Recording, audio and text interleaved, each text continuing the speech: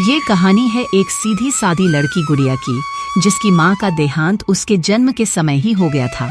पिता ने दूसरी शादी की, लेकिन सौतेली माँ ने उसे कभी अपनी बेटी नहीं माना। बचपन से ही गुड़िया घर के सारे काम करती रही, ताने सहती रही बिना शिकायत के। रानी उसकी सौतेली बहन घर की राजकुमारी थी और गुड़िया बस एक नौकरानी।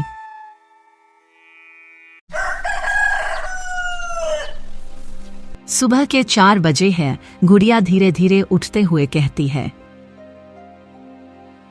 हे भगवान, आज फिर देर हो गई, माँ फिर से चिल्लाएंगी। गुड़िया उठते ही सबसे पहले कुएं से पानी भरती है, फिर झाड़ू पोछा, चूल्हा जलाना, खाना बनाना। ताजी चटनी। हाँ माँ, मैं अभी बना लाती हूँ। तो जाना, खरीद क्या है फिर, रानी को भूख लगी है। रानी की हर मांग पूरी होती थी और गुड़िया की हर ख्वाहिश सिर्फ आंखों में दबा दी जाती थी। रानी दिन भर अपनी सहेलियों के साथ हंसती गाती घूमती रहती क्या है। तूने सुना? कल वाले मेले में रमेश आया था। उसके पिता शहर के सबसे बड़े व्यापारी। अरे रानी, तू तो पूरे गांव की सबसे खूबसूरत लड़की है। तेरी शादी तो रमेश से ही होगी। गांव की गलियों में रानी का राज था और घर की 4 दीवारी में गुड़िया का दर्द। काश मेरा भी कोई होता जो मुझसे प्यार से बात करता। पता नहीं पिताजी कब आएंगे। माँ उसके पिताजी से फोन पर बात कर रही है। उसके पिताजी शहर में काम करते हैं। हाँ जी, सब ठीक है। रानी की तबीयत का थोड़ा ध्यान रखना पड़ रहा है। गुड़िया तो एकदम खुश है। आप उसकी चिंता मत करो, मैं उसका पूरा ख्याल रखती हूँ। गुड़िया के पिताजी शहर में मजदूरी करते हैं, हर महीने पैसे भेजते हैं, लेकिन उन्हें ये नहीं पता उनकी बेटी का जीवन घर की 4 दीवारी में दम तोड़ रहा है। रात के समय सब खाना खाकर सो रहे हैं। बचा हुआ खाना खाकर गुड़िया अकेली बर्तन धो रही है। माँ, मुझे आपकी बहुत याद आती है। काश आप होती। मुझे बहुत अकेलापन लगता है। यहाँ मुझे समझने वाला कोई नहीं है। गुड़िया की जिंदगी की ये तो सिर्फ शुरुआत थी। अभी तो उसके नसीब में और भी इम्तिहान बाकी थे। अगले दिन गांव की औरतें चौपाल पर बैठ बातें कर रही थी। अरे सुनो, वो चंदू काका का बेटा रमेश शहर से लौटा है। बड़ा अच्छा लड़का है, सरकारी नौकरी करता है। वो लोग रमेश की शादी करवाना चाहते हैं। मैं सोच रही थी क्यों न तुम्हारी बेटी गुड़िया का रिश्ता वहाँ करवा दें। अरे बुआ जी, आप तो बस मजाक करती हैं। गुड़िया अभी बहुत छोटी है, उसका तो घर के काम में मन भी नहीं लगता और फिर वो भी कमजोर भी है। कौन करेगा शादी ऐसे लड़की से? क्या बात करती हो सुधा तुम? गुड़िया तो पूरे घर का काम अकेले करती है, सुबह से रात तक लगी रहती है। और छोटी कहाँ है? रानी से तो 1 साल बड़ी है। अरे नहीं नहीं, असल में गुड़िया के भाग्य में थोड़ा दोष है। एक पंडित ने कहा था उसकी शादी जल्दी कर दी तो घर टूट जाएगा, इसलिए तो मैं अभी कुछ नहीं सोच रही। पड़ोसन बुआ की आंखों में सवाल थे।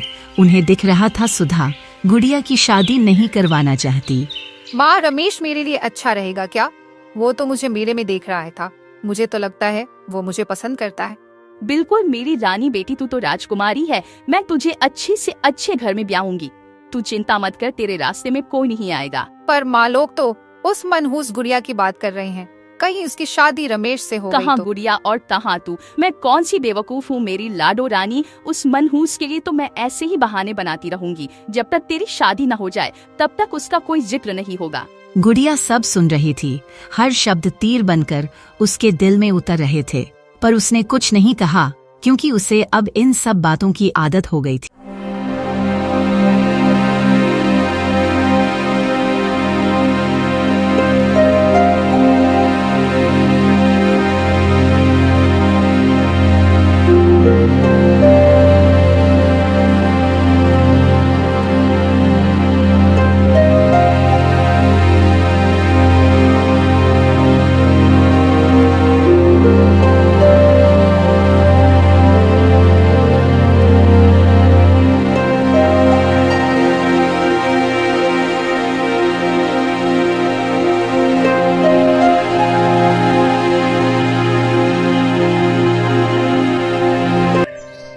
अरे उस सुधा बहन, बाहर तो आओ। मेरे देवर का लड़का है, अच्छे कॉलेज में पढ़ा लिखा है, गांव में घर है, खेती बाड़ी भी है।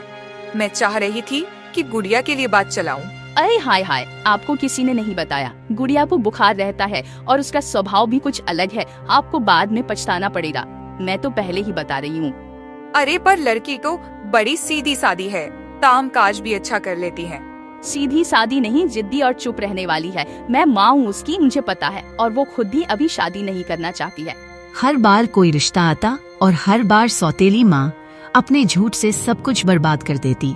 उसे डर था कहीं गुड़िया की किस्मत चमक गई तो वो उसकी बेटी रानी की बराबरी करने लगेगी। आज घर में कुछ खास था। सौतेली माँ ने खुद रमेश और उसके माता पिता को घर बुलाया था रानी का रिश्ता तय करवाने के लिए। सुबह से ही रानी आईने के सामने खड़ी हो गई थी, बालों में फूल, चेहरे पर मेकअप और होंठों पर बनावटी मुस्कान देकर। माँ देखो तो मैं आज कितनी सुंदर लग रही हूँ। आज रमेश मुझे देखकर पक्का हाँ कर देगा। हाँ मेरी रानी, तू तो परी है परी, बस तू चुप रहना, मैं सब कुछ संभाल लूंगी। आज तेरा रिश्ता पक्का करके ही रहूंगी। वहीं दूसरी ओर रसोई में चूल्हा जल चुका था और गुड़िया चाय और समोसे बनाने में जुटी थी। उसकी आंखों में आज कुछ और ही था, कोई उम्मीद नहीं, कोई शिकायत भी नहीं। आज गुड़िया खुश थी। दोपहर होते ही रमेश और उसके माता पिता रानी को देखने पहुँचे। आइए आइए, स्वागत है आपका। बहुत दिन से सोच रही थी आप लोगों से मिलने के लिए। ये मेरी प्यारी बिटिया रानी है। रानी मुस्कुराते हुए प्रणाम करती है। अरे वाह, आपकी बेटी तो बहुत सुंदर है, बिल्कुल घर की लक्ष्मी लगती है। आज तो रानी ने अपने हाथों से आपके लिए चाय और समोसे बनाए हैं। आप लोग खाइए ना, मेरी बेटी के हाथों में बहुत स्वाद है। ये समोसे वाकई बहुत स्वादिष्ट हैं। इतने अच्छे समोसे तो मैंने शहर में भी नहीं खाए। बिटिया बताओ ना, ये समोसे कैसे बनाए तुमने? थोड़ा हमें भी तो सिखा दो। वो अरे वो मैंने तो बस मैं रमेश की माँ को थोड़ी शंका होती है। वो अपने मन में कहती है, मुझे तो लग रहा है ये दोनों माँ बेटी झूठ बोल रहे हैं। इसी बीच रमेश की नजर रसोई में खड़ी चुपचाप काम करती गुड़िया पर पड़ती है। रमेश को एक नजर में गुड़िया की सादगी पसंद आ गई थी। उसके चेहरे पर थकावट थी, पर आंखों में एक सच्चाई और सादगी थी। अरे रानी की माँ, आपके रसोई में वो लड़की कौन है? वो गुड़िया मेरी बड़ी बेटी है, लेकिन अभी वो अच्छी सी है। शादी की बात नहीं सोची हमने उसके लिए। रमेश की माँ ने गुड़िया को अंदर बुलाने को कहा और माँ बेटे दोनों समझ चुके थे कि समोसे किसके हाथ के थे और कौन झूठ कह रहा था। बेटा क्या तुम बता सकती हो इतने स्वादिष्ट समोसे कैसे बनाते हैं? गुड़िया को कुछ पता नहीं था कि अंदर क्या चल रहा है। उसने मासूमियत से समोसे बनाने की विधि बता दी। अब सौतेरी माँ को डर लगने लगा था। वो जल्दी से बात पलटने लगी। अरे इसे कुछ अच्छे से नहीं आता, अभी तो बस मैं इसे खाना बनाना सिखा रही हूँ। देखिए ना, गुड़िया तो अभी पढ़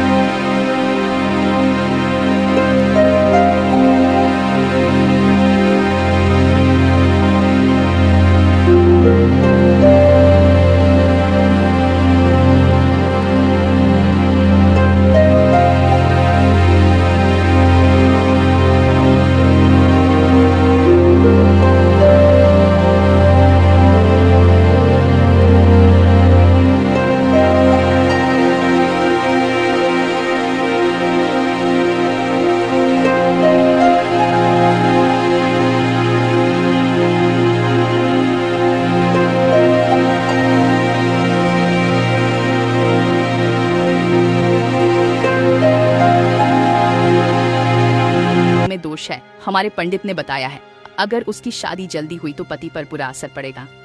ये कैसा बहाना है? अभी आपने कहा था कि गुड़िया बच्ची है, अब कुंडली दोष आ गया। ऊपर से आपका यह झूठ कि समोसे रानी ने बनाए हैं।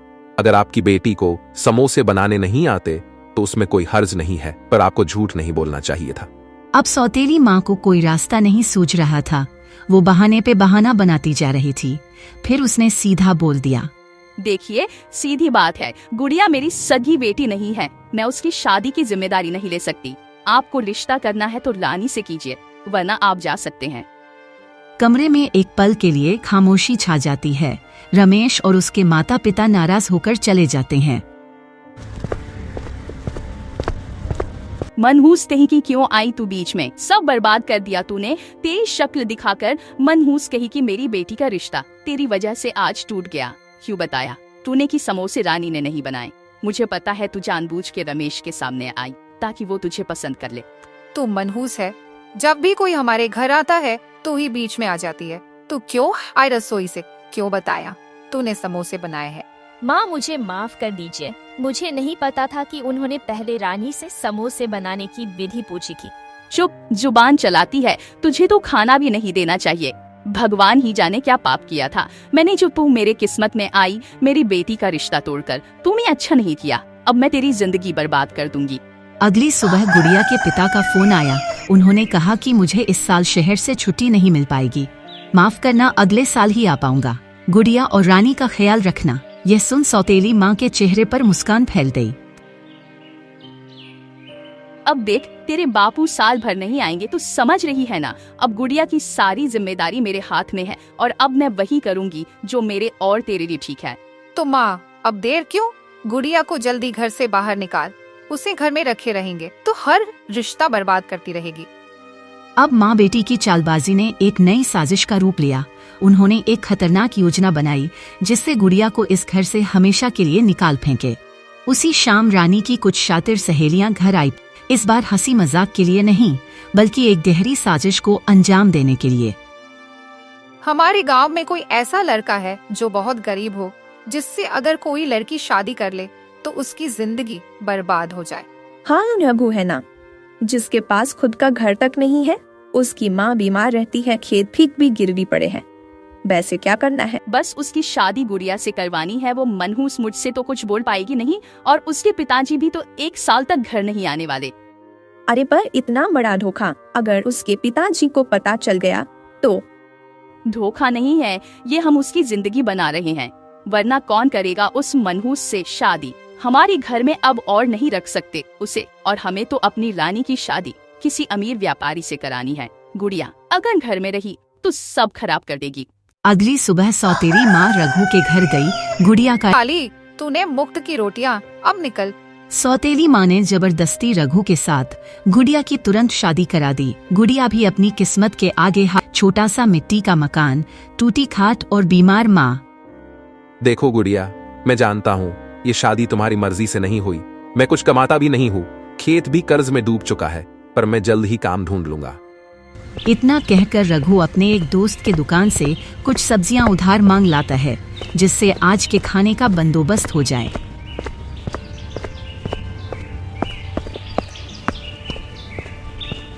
मैंने कुछ सब्जियां लाई है, आज तुम इसी से कुछ बना लो, कल मैं कुछ न कुछ काम जरूर खोज लूंगा।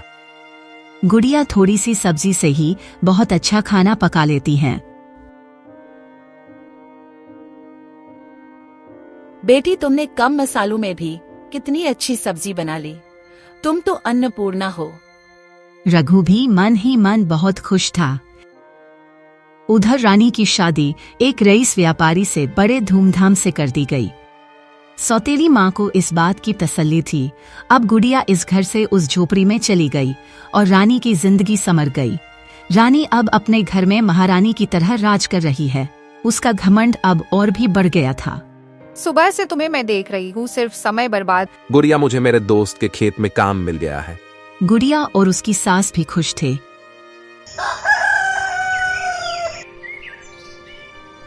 दिन कटते गए, सब ठीक चलने लगा। रघु अब धीरे धीरे आगे बढ़ रहा था और अच्छे पैसे भी कमाने लगा था। पर गुड़िया चाहती थी उसके पति का भी अपना खुद का कारोबार हो। आखिर वो कब तक दूसरे की खेत में मजदूरी करेगा? सुनिए, वो मैं कह रही थी, हमारे घर सामने कितनी बड़ी जगह खाली है, क्यों ना आप वहाँ कुछ सब्जियों की खेती करें। रघु को गुड़िया का ये सुझाव बहुत अच्छा लगा। तुम जो कह रही हो मैंने तो कभी ये सोचा भी नहीं था। मैं आज ही बीज डाल देता हूँ और खेती शुरू करता हूँ।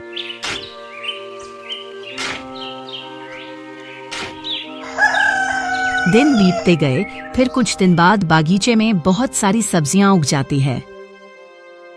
गुड़िया, माँ कहा हो, ये देखो हमारी मेहनत रंग लाई। गुड़िया और रघु की माँ भगवान का धन्यवाद करते हैं। वे तीनों बहुत खुश थे। रघु रोज मेहनत करता और बाजार में वो सब्जियां बेचता। उसका ये व्यापार बहुत अच्छा चलने लगा। रघु के घर की हालत अब बहुत सुधर गई थी। गुड़िया की सूझबूझ से रघु अब बहुत पैसे कमाने लगा था।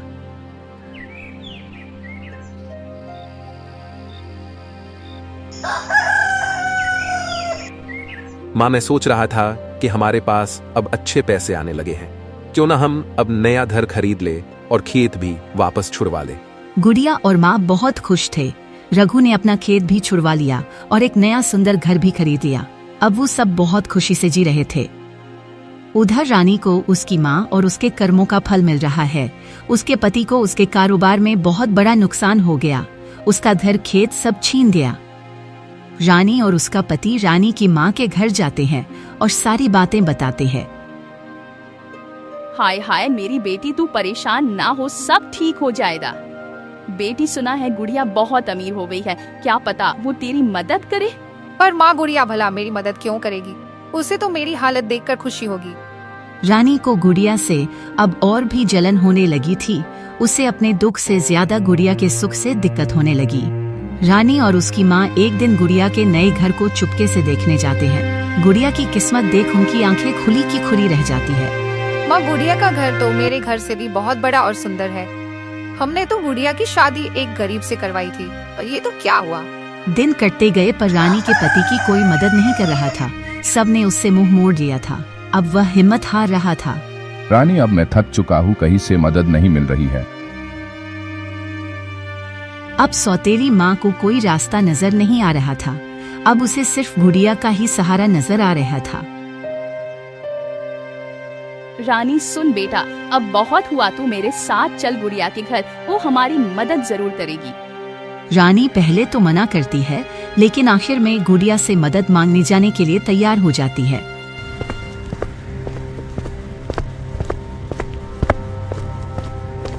माँ, रानी, तुम आपको देखकर बहुत अच्छा लगा, कैसे हैं? आप दोनों आइए ना, अंदर बैठिए ना। गुड़िया के साथ बचपन से उसकी सौतेली माँ और बहन ने बुरा बर्ताव किया था, पर गुड़िया ने उन्हें बहुत प्यार से अपने घर के अंदर बुलाया, उनकी खूब मेहमान नवाजी की और बहुत प्यार और अपनापन दिखाया। ये देख सौतेली माँ को एहसास हुआ कि गुड़िया कितनी अच्छी है। इतना जुल्म सहने के बाद भी उसने अपने मन में कोई कड़वाहट नहीं रखी। गुड़िया, मुझे माफ कर दे बेटी, मैंने तेरे साथ बहुत बुरा किया, बचपन से तुझ पर अत्याचार किया, तेरी शादी भी जानबूझकर एक गरीब लड़के से करवा दी। मुझे माफ कर दे बेटी, आखिर तुझे तेरी किस्मत का मिल ही गया बेटी। मुझे और रानी को हमारे कर्मों का फल मिल गया। गुड़िया मेरी बहन, मैंने तेरी गरीबी का मजाक उड़ाया था, शायद इसलिए मेरे साथ आज ये हुआ। ऐसा क्यों कह रही हो रानी? कुछ हुआ है क्या? बताओ ना माँ। रानी और माँ ने उसे सारी बातें बताई। यह सुन गुड़िया तुरंत मदद करने को तैयार हो जाती है। गुड़िया ने रघु को बुलाया और उसने सारी बातें रघु को बताई। रघु ने रानी के पति को घर बुलाया। उसी शाम वो लोग फिर गुड़िया के घर आए। रानी के पति ने रघु को सारी बातें बताई। रघु ने रानी के पति की मदद की।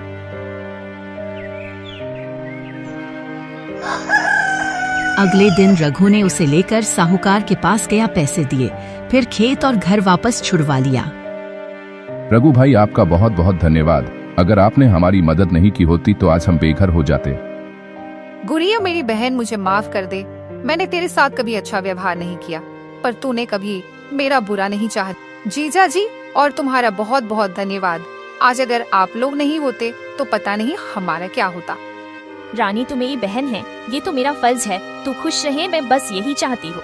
रानी और उसकी माँ को बहुत पछतावा हुआ। उन्हें अब जाकर गुड़िया की कद्र समझ आई। अब सब लोग बहुत प्यार से रहने लगे। गुड़िया को भी माँ का प्यार मिल गया। जिंदगी में भले ही रिश्तों पर छल के बादल छा जाएं, पर सच्चे दिल और अच्छे कर्म कभी खाली नहीं जाते। गुड़िया ने नफरत के बदले प्यार दिया। जब इंसान बुराई के जवाब में भलाई करता है तो अंत में वही सबसे बड़ा बनता है। कर्मों का फल हर किसी को जरूर मिलता है।